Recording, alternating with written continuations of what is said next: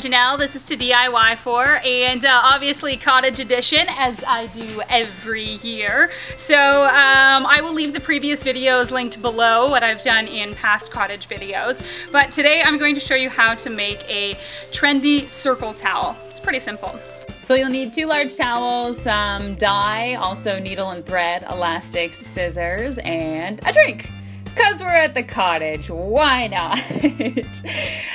So I have these 2 towels here, and sorry, don't mind my camera work. I wasn't able to bring my tripod with me, but basically all I did was stitch the 2 towels together. So I did that at the seam and I actually hid that seam there so you don't see it when it's all done. You can do this with a sewing machine if you're at home. So this is the back side of the towel once I've sewed that entire seam, and as you can see I made a small little mark there with a marker. That is the center of the towel. Then this marker is now tied up with a little bit of thread, and I'm going to use it to create the perfect circle. So you can hold one point at that pivot point, which is the center of the circle, and then you go around and kind of just outline a little circle so you know where to cut. This works really, really great to make a perfect large circle. As you can see, that's my marking there, and then basically you just have to cut out your towel, and then this is what it looked like when I was all done.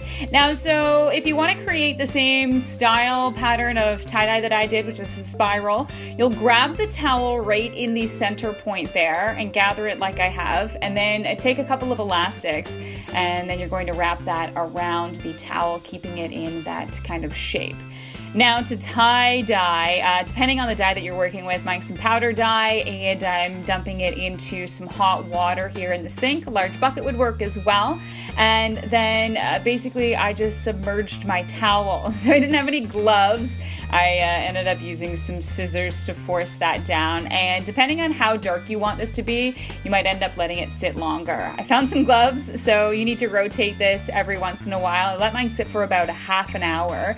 Again, just follow the directions on the dye that you are using. Mine said to rinse with some warm water and then rinse it with some cold water, and then I removed the elastics, and here's my tie-dye effect. After that, just let it dry.